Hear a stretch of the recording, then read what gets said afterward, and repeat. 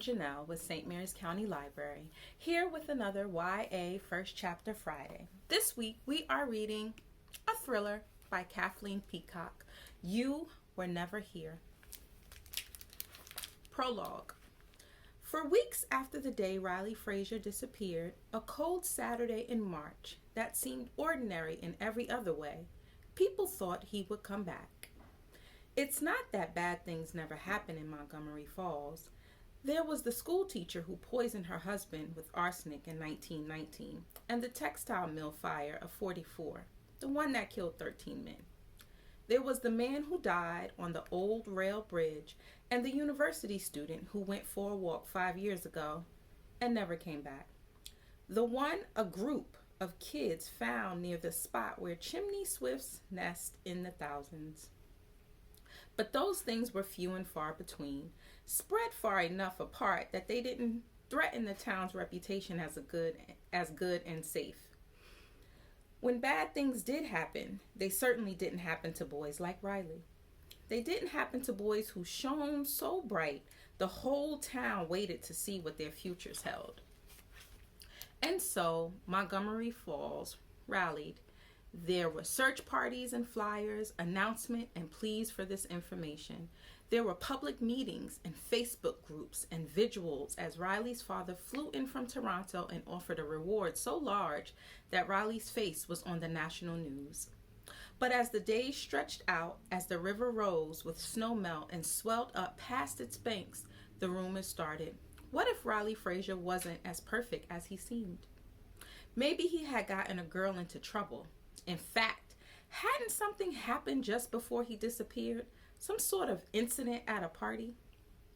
Maybe he was still upset about his parents' divorce, a split so conscious that it had been the talk of Montgomery Falls for over a year. Everyone knew Riley went a little wild after his father left. Everybody said that the divorce was proof that no matter how much money you had, and some people claimed the Fraziers could buy and sell half the town if they wanted to, there were some things you couldn't fix. Wasn't Riley one of the kids who found that university student up by the mill a few years ago? Riley and his brother and that Montgomery girl from New York. What if something like that changed you, wormed its way in and hollowed you out? And if all of that wasn't enough, plenty of people remembered what Riley had been like when his family first moved to town. Quiet and skinny and just a bit odd. A far cry from the charismatic, popular boy who went for a walk in the woods one day and didn't come back. It didn't take Riley's mother long to stop leaving the house. It took even less time for his father to fly back to his new life in Toronto, leaving Riley's brother, 2 years older and as dark as Riley was golden, to drop off college and move home. More than 900 miles away, I knew none of this. I hadn't spoken to Riley Frazier since the summer I turned 12, not since the day he kissed me. A first kiss that tasted like Lucky Pennies and grape bubblegum on the old swing on my aunt's front porch. Not since the day he figured out what I really am. I didn't know Riley was missing or that his photo was on posters from the border of Maine to the edge of the Atlantic Ocean. Even if I had known, there wouldn't have been anything I could have done. More than 900 miles away, my own world was crumbling. Now, of course, it's different. Ask me where I was when Riley Frazier disappeared. I can't tell you. I don't know where I was, or what I was doing, or who I was with. But ask me what happened to Riley Frazier. Ask me that, and I'll tell you everything. Chapter 1. Bad girls go to New York. I saw that on a t-shirt. I had been wandering around a street fair with Lacey when she spotted it on a vendor's cart. She reached past me, careful not to let her arm brush mine, lifted the shirt, and then held it up to her chest. The guy behind the table tried to convince her that purple was her color, that the shirt looked so great against her skin that he'd practically give it away, as long as she took his number at the same time. Things like that are always happening to Lacey. Aren't you the one who's usually giving it away? I asked, rolling my eyes skyward as I tried to bring her down a peg or two. Jealous, she retorted. Not even a little. It was fine if she saw through the lie. For someone who seems to have everything and has always been able to tell people exactly what she wants, Lacey may be the most insecure person I've ever met. My jealousy reminds her that she's doing okay, that things are on track, that people want to be her even if she desperately wants to be someone else. If Lacey's life were a movie, I'd be the plucky sidekick. The short, fat redhead who provides comic relief and moral support without ever stealing the scenes. The one always standing just a little bit behind her in Instagram pics. And that suits me just fine. At least it had. Back when it seemed like there was safety in Lacey's shadow, when being near someone with a personality that big allowed me to be part of things without ever drawing too much attention to myself. Before it had all backfired and my entire life blew up. From where I'm sitting right now, 8 rows back on a bus that smells like week-old pizza and dirty socks, that t-shirt had gotten it wrong. Bad girls don't go to New York. Bad girls get put on a Greyhound back to the place they rather forget. The bus slows and pulls into a gas station with peeling paint and a hand-lettered sign advertising live bait. Stop 43, I think, as a trickle of people climb aboard and search for spots. Up until now, I've been lucky. I scored a pair of seats at the start and somehow, possibly through a combination of guarded posture, prayer, and the sound of the violent femmes blaring from my earbuds, have managed to hold them for the first 10 hours of the trip. But luck deserts me as a plump woman with gray hair stops in the middle of the aisle and shoots me a friendly smile. The scent of vanilla wafts from her like perfume as she glances from my face to the backpack on the empty seat next to me. When I don't immediately make room, the friendly smile slips a notch. It doesn't disappear completely, though, as she doesn't keep walking. I hesitate a second longer before pulling my bag onto my lap as the woman lowers herself next to me. I tug the sleeves of my shirt down as far as they'll go and then hunch in on myself, trying to make my body as small as possible. Lacey calls it my subway slump. Also good for crowded shopping malls, the hallway between classes, and apparently the bus from New York to Canada. But there's only so much you can do when you're big. You can twist and contort all you want, but volume is volume. And with both of us fat, overweight, my dad always corrects as if that somehow sounds better, a trickle of sweat forms where our hips press against each other. Before long, my shoulders start to ache from the effort of holding my torso as still as a statue, and eventually the distance between New York and where I am now, not to mention all of the hours and weeks it took to get to this point, catches up with me.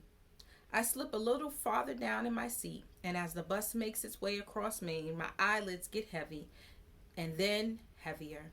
Eventually, I close my eyes and pull in a deep breath, and water rushes up my nose and down my throat, filling my lungs. My eyes fly open as pressure rips through my chest.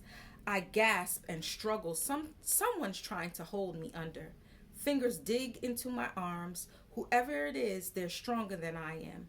I manage to break free just long enough to glimpse a wide face and gray hair and catch a handful of words. I'll show you. You're not laughing now. Before I'm forced back down. I'm forced back down and I can't breathe and I can't break free and I can't break free and everything shatters and I'm left struggling for air in an unfamiliar place. The bus. I realize as I press my hand to my chest, I'm on the bus. Even though the sensation of being unable to breathe was only in my mind, my lungs ache, my heart races. Are you all right? The woman in the seat next to me has a hand on my shoulder. Her fingers must have skimmed the exposed skin at the collar of my shirt. They are, in fact, perilously close to touching skin right now. We're almost at the border. I thought I should wake you. Outside, the rushing landscape slows and then spins as we make the turn for the border crossing. The woman's face knots with concern as she removes her hand. She glances toward the front of the bus, wondering maybe if she should call out for the driver. Other people twist in their seats to see if anything interesting is happening, but they barely register. I stare at the woman, trying to reconcile the concern on her face with the sensation of being held underwater. I force myself to nod, to tell her I'm fine, to play the whole thing off as a nightmare as the bus comes to a stop. She doesn't look convinced, but she gathers up her things and disembarks with everyone else. Determined to put as much distance between us as possible, I linger for a few minutes before stepping off the air-conditioned bus and into the summer heat. Shouldering my bag, I head to the small customs building at the edge of the parking lot. A faint but steady ache begins to chip at my temples as I slip through the door and take my place at the end of the line. As people inch forward, I can't help but think that what just happened is some sort of omen and that maybe it's not too late to sabotage my father's plans and head home. It wouldn't even be that hard. All I have to do is step out of line, head to the bathroom, and shred the documents Dad's lawyer drew up. Flush the pieces down the toilet like contraband. They can't let me across without those papers, no matter what destination is printed on my ticket. They won't let me cross, and I'll use half of the money in my bag to get myself home. Between problems with the publisher and his upcoming trip to California, Dad might not even realize I'm back.